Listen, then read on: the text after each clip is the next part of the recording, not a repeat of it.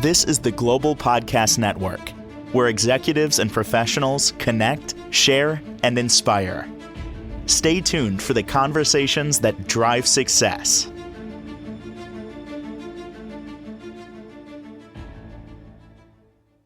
I love the fact that she is always at the forefront of interior design and exposes herself to the latest and the greatest on a regular basis. It was only just a few weeks ago, a month or so, or whatever, that she was at I think they call it a market in North Carolina.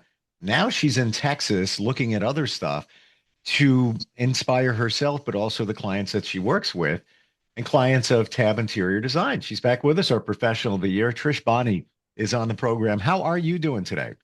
I'm good. How are you? Remember back in the day, where in the world is Waldo? Where in the world is Trish today? Yeah, and later this month, we'll go to Vegas market as well. So, wow. So you're in Dallas, right? I am in Dallas. So this past weekend was Light Ovation. So it was all about lighting, but it coincided with the Dallas Home and Gift Market.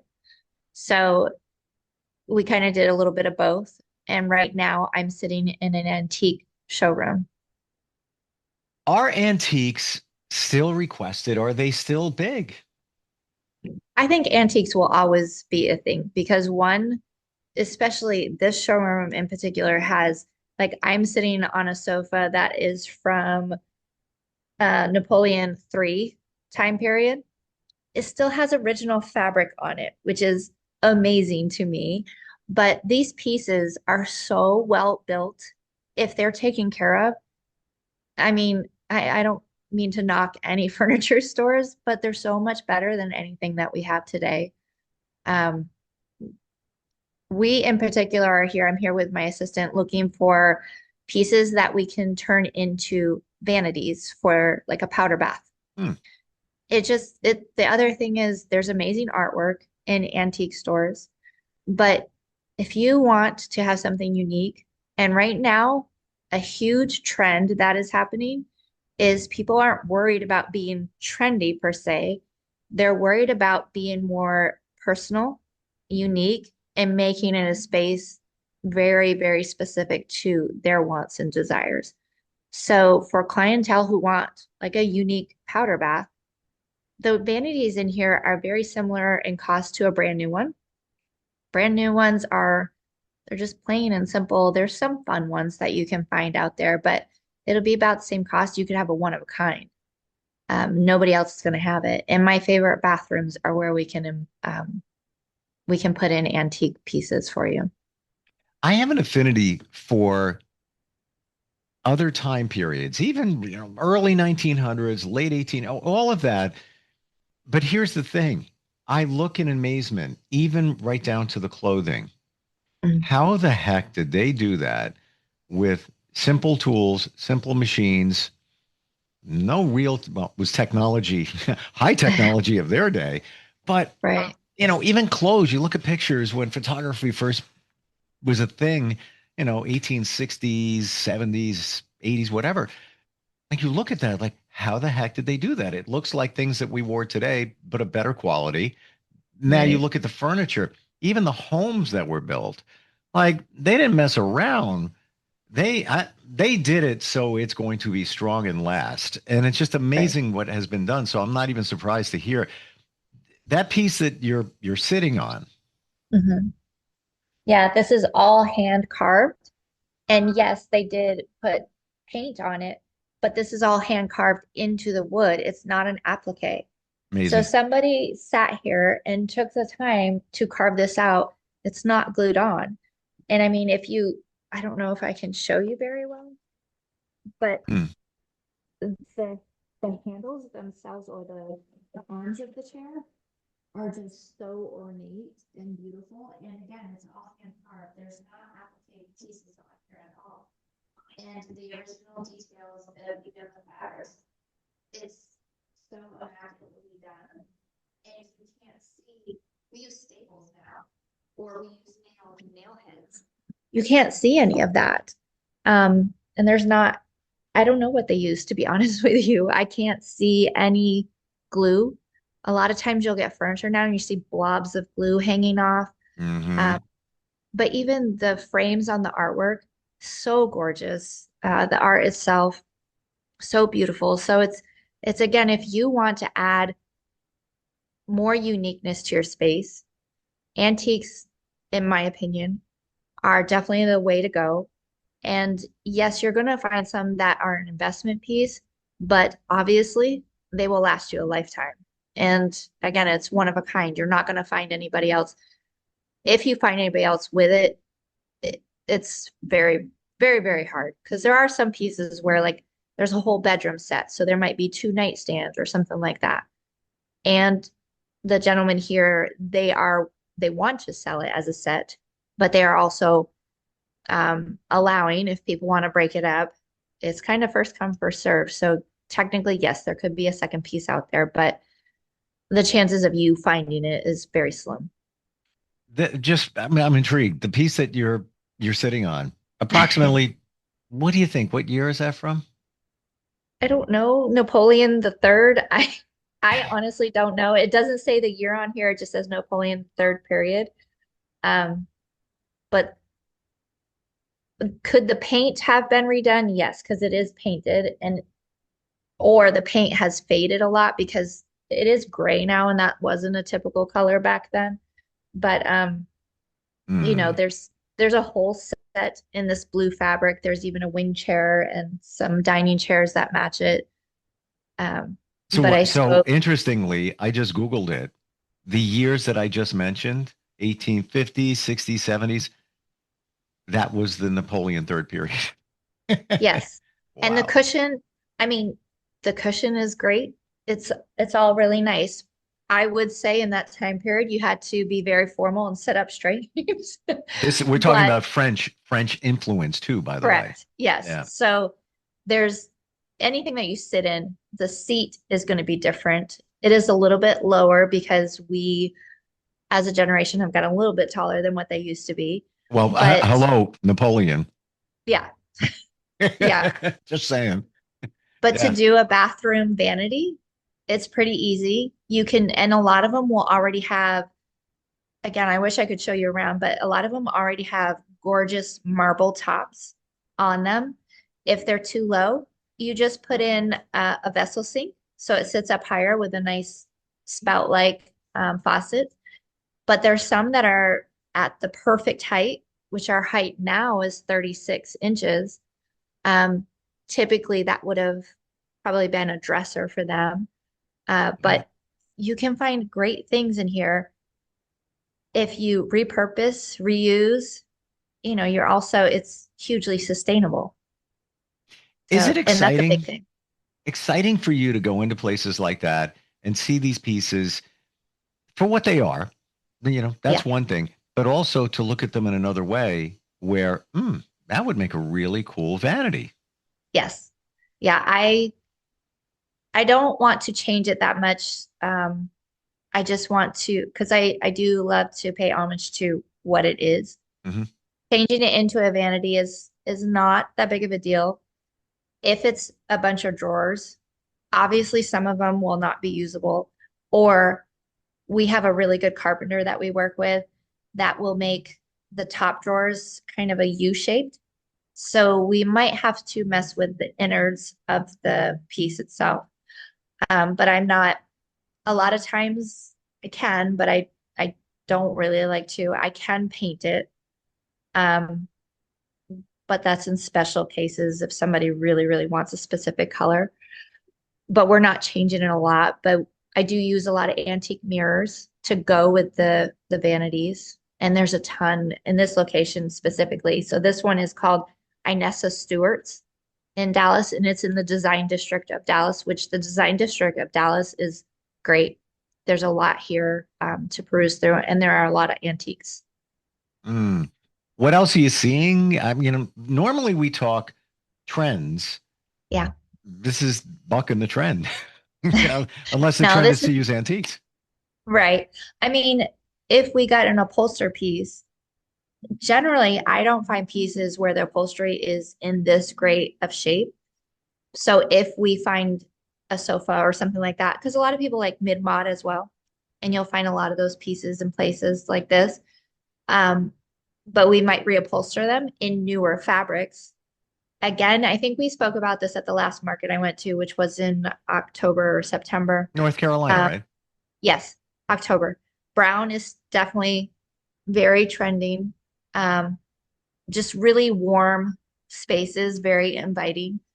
I did see that when we were at the home market at the regular location. Um, Brown is very in a lot of natural materials, more like grass cloth is in. You see a lot of weaved or wicker type materials.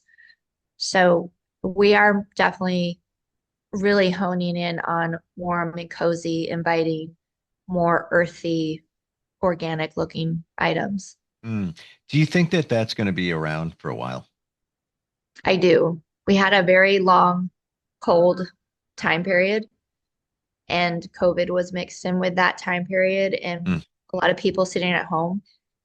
We are, a lot of us are still working from home a lot. So mentalities have really changed a lot on how you want to feel in your home.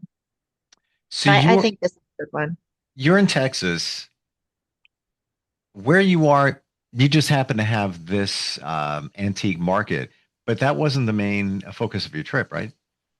No, but we got through the other portion really quick. And if I can find anywhere where there's antiques, I'm I beeline to that location because again, I think it's very important to add uniqueness to your space. And luckily, I do draw in those people who are willing to think outside of the box. Do you love just on a random Sunday going antique shopping, just going to different places? Oh yeah. Mm. Yeah, if I had the time to do this, I mean, honestly, I would love to have a shop like this. The gentleman that he's got this so well organized. I would love to work in a shop like this, but then I would want to go home with everything. Mm. So, Is it almost feel like a museum when you go into places like that? yeah, this shop in particular is French antiques, very specific on just that. There's some where it's always a mix of anything and everything, but it's nice that this one is just very specific on French antiques. So it's very, very ornate, really detailed and gorgeous. Like you can see the armoire behind me, Mm. um, the details on it.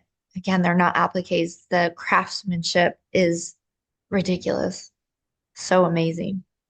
Do you ever see that type of technique done in any higher end market furniture purveyors? No, no, everything, if they do anything that is more detailed like that, it's always a separate piece and it's Mm. usually mechanically done and it's an applique. Yeah. So, like these little individual pieces, they would be glued on or nailed on or something. Um, if there is one out there, I can't think of it. I highly doubt it. It's amazing. Just even, I'm not there, but even on screen looking at the detail and to think that somebody went in there with a type of chisel and knew what they wanted to do. And now they have Yes. to make every one look almost like the one before to repeat the pattern. Mind blowing. And can you imagine spending all that time in work and then you sell it? Like, I would never want to sell my work like that. But they even have gentlemen in the back of the warehouse, like way in the back, when new items come in, because there might be some details that are broken or whatever, but they're able to fix it. Like, they have the craftsmanship and ability to fix and repair things. But it's also, I have taken, like, we had a woman we did her project in 2019.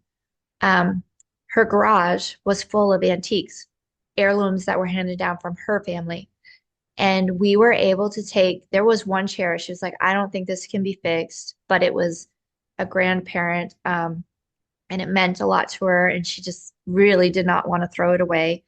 And I was actually able to find somebody to repair it because the wood was was still in really good shape, um, because it was really good wood. Unfortunately, now we don't even allow our trees to grow long enough to get that pristine of wood. So it's not just the craftsmanship, it's the quality of the wood itself. We chop down our trees way too fast. Even that piece that you're sitting on, one needs to remember that that was a block of wood. All the wood needed to be whittled off. Yeah, It's not just those little pieces. You right. start with this, then you got to whittle it down. You got to work on those bits, but you got to get rid of all the other wood that's Yes, there to just reveal those pieces as you're. I can't even imagine. right. And they didn't have the machinery No, to do that. like Yeah, nowadays, if it is done, probably a laser, yeah, you know, yeah. And tons of different types of machines. So for if sure. yeah, so if you are near an antique area, but Texas does have a lot of, there's um, very small town called Round Top. They have a market there. It's just antiques. Mm. Um, but like every major city, there's an antique shop somewhere at your place. So it's also, you might, when you research it, does this antique shop specialize in French antiques? Does this one, what do they specialize in? The ones that have a hodgepodge of stuff, that can get really overwhelming because you're kind of looking for a needle in a haystack, or you have no idea going in what you're looking for. I know I wanted more ornate and detailed for this specific client, so I looked specifically for the French period, and thankfully, this is a huge location that they have. Mm, amazing. And yeah, I'm in Long Island, New York. If you head further east toward the Hamptons, Hmm. you find those shops, Yep. but it's just what you said. Needle in a haystack. You're just going, you're perusing. Oh, wait, hey, maybe I could use this. This looks really cool. But for me, it's almost like it's a time capsule going back in time, time machine, if you will. Yeah. Really Yeah. cool. And if you love artwork, again, I'm not knocking new artists or whatever, but it's just a whole different, if you want something with beautiful landscapes, um, there's a different time period where it was just really gorgeous. Mm. So Is there any one period of time when it comes to antiques that you have an affinity for? I love mid-mod. So, I mean, I grew up in the 70s, but 60s and 70s, that because it just brings me back to a time that I like to remember. Um, those dark and moody colors Mm. and the fun.